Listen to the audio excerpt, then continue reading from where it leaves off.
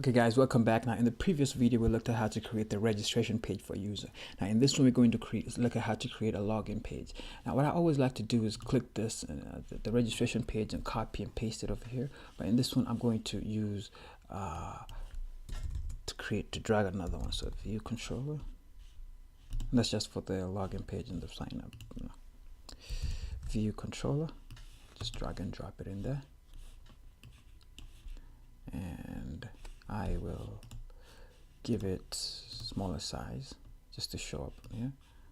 As you can see here, width and height is any, so I will talk about this later. It's going to be useful as far as auto layout goes, so don't worry about that right now. It's nothing so important right now. So let's just go ahead and drag in the labels that we need, the objects that we need. For example, we need a label. Yes.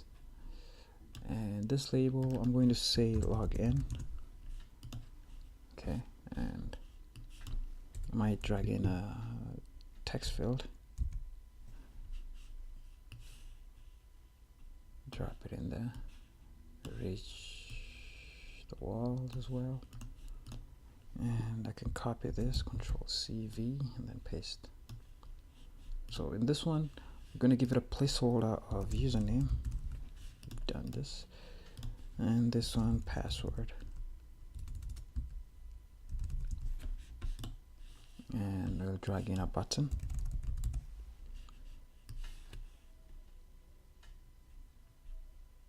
Yep, right about here. And I'll say login.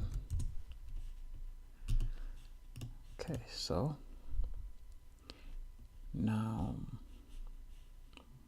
that looks pretty good, right? So let's run this and see. Of course, if I run it, the first page that will be shown is this one. To prove that, we could just run it. Let's see.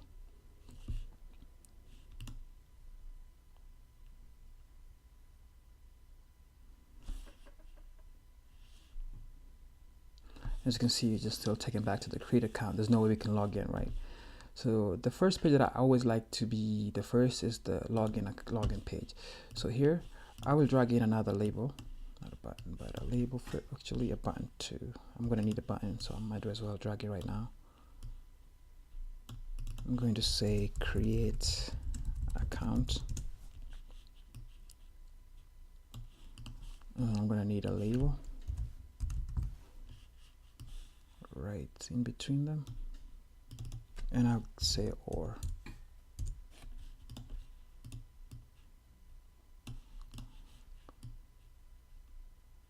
Looks nice. Now so to make this as the first page, I'll click this, and I will the view controller is initial view controller. So this arrow means this is the initial view controller as soon as the app is launched.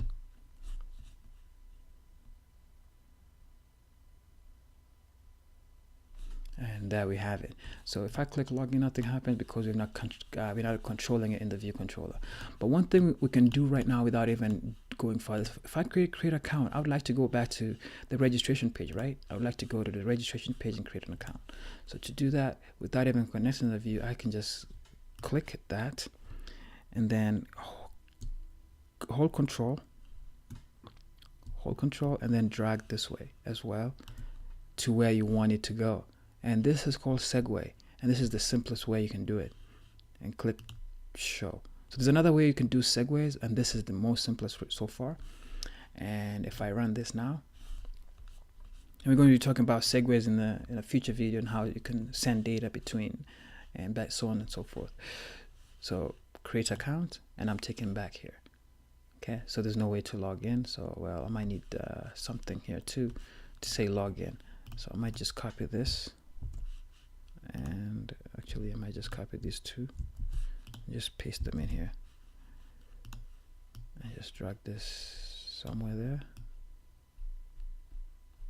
you know, just in case the user came here was just, you know, testing. Oh, I have an account, how do I go back? Simple. So we just click that and then drag it again. We click on control and hold it and then drag and then click whichever segue you use, show detail, and all of this are available in iOS documentation. You can see how they're presented. Now, if I run that again, there's a way we can go back and forth between these. Let's create an account. Oh, well, I have an account. Log in. Okay, let me log in. Oh, I don't. Oh, okay, get it.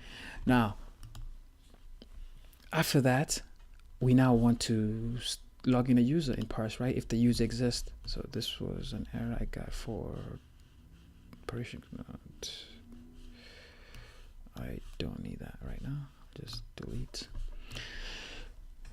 All right, so the first thing we're going to do, just like we did to the register view controller. As you can see, this one is controlled by the register view controller. This one is controlled by view controller, which doesn't exist at the moment. So let's go ahead and create a login view controller. I won't even name it view controller. I will name it login view controller. So to start, we need to create file, new, file, Cocoa Touch class. Next, so Cocoa Touch class is what I've been using. I haven't used Swift yet, but I don't know. I always use Cocoa. I tried using this one time and it gave me an error, so I haven't used it since. So just stick to that. Cocoa Touch class, and this is going to be a UI table view, just like not table view, but UI view controller, just like that. It controls the view. So there's table view cell, there's table view controller, and so on and so forth, which we're going to look at in the future. So UI view controller is all you're looking for, and instead of just a view controller, I'll name it login view controller. Make the language Swift, and don't worry about that XIB file. Just click next. Ask you where you want to save it. Swiftagram, cool. And then here we have a login view controller. So as you can see, this one still points to view controller. So when you come here to identity inspector, and actually it doesn't even point to anything. It just, well, it doesn't reflect to login view controller. So now, as you can see, courtesy of identity, we now have a connection. So login view controller, that is cool. So delete that comment and create some space. So now let's do the same. Click Control and hold, and then drag that there. And then one thing you'll notice that sometimes if you don't do a connection like right here with this, you will see that it won't be draggable. If I change this to something else like register view controller to control this as well, which is wrong. If I try to drag this in here, it won't go. So I try to do it and release, it doesn't stick. So something to note. Now, I got frustrated at that one time, so just so you know. I'm gonna go to login view controller, click on the username again, and now this should work. I'm gonna say this is username text field, and this is the password text field. And you can see I could just use the same name here that I use in the login and the registration because they're in different classes, so definitely different. Password text field. And we're not gonna need to create because create takes us here, right? So we're just gonna need the login. So I'm gonna give this button now, instead of outlet, action, just like before, and I'm gonna give it a name of login button, connect, and now it can start working. So when the user clicks on the login button, what do you want to do? Like we said earlier, we want to check if the fields are not empty and then proceed, right? If they're empty, we give them an error. So let's first of all start by getting the text of the field itself, the string value of them. So var username equals to username text field.text. Done this before. Var password equals to password text field.text. And then now, since we have those, we could come here and say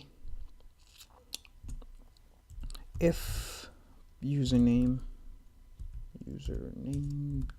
dot is empty, or password, make sure you don't put the text field, but password dot is empty. We want to do something here. Else, I don't know why I created it. So here we can just print line, fail sign up, empty field. So there's definitely an empty field, and I could say empty field. So this is just going to print line for me, not the user himself. So else, now here, proceed with logging in the user. So now here we have another procedure. Now let's say var. Now this is the login from parse. So to log in a user, actually we don't need a var. We just come here and say pf user. Oh, I didn't import parse, so that is why there's no parse there. So to do that, we need to import parse. Now if I say pf user dot login with username in background, and as you can see, straightforward. That method has some parameters, which the first parameter is a string, and I won't give it any string like that, but I have this username which the user has entered, right? Right there, it's not empty. We've checked it, so else proceed. And the password, the user entered it. No, what am I doing? Password right here. Just copy and paste it there. And then we have a block here that shows up on success or when there's an error. So you could say user is that pf user. Just skip a line here. And then error is the ns error. And then there's a code that calls out here. And then in here, I want to say if error equals nil, we want to also I'll give else. So here, if there's no error, then success, user logged in, take user home, you know. So they've logged in, take him home to see statuses or update statuses. Else there's an error, we want to print line the error, and the error we want to print it out, the error itself. Okay, I typed that one wrong, so it's error like that. Now, so let's go ahead and run this. Or, you know, I made a mistake here. I need to say print line so that we know when the user logged in who it is, because it just won't say anything. So let's print out the user who has logged in, you know. So let's run it again. All right, so we have the login. Now let's, I can't remember, but let's create another account, and I will call this one Brenda. Email brenda@gmail.com. Password is Brenda. Then create account, and then we have true, success, Brenda has been created. Now let's try to log in Brenda. So Brenda, and password is Brenda. Log in, get a message here that says the operation cannot be completed, invalid login parameters. So we have invalid login parameters. So I don't know what I did wrong, but it's supposed to actually log in.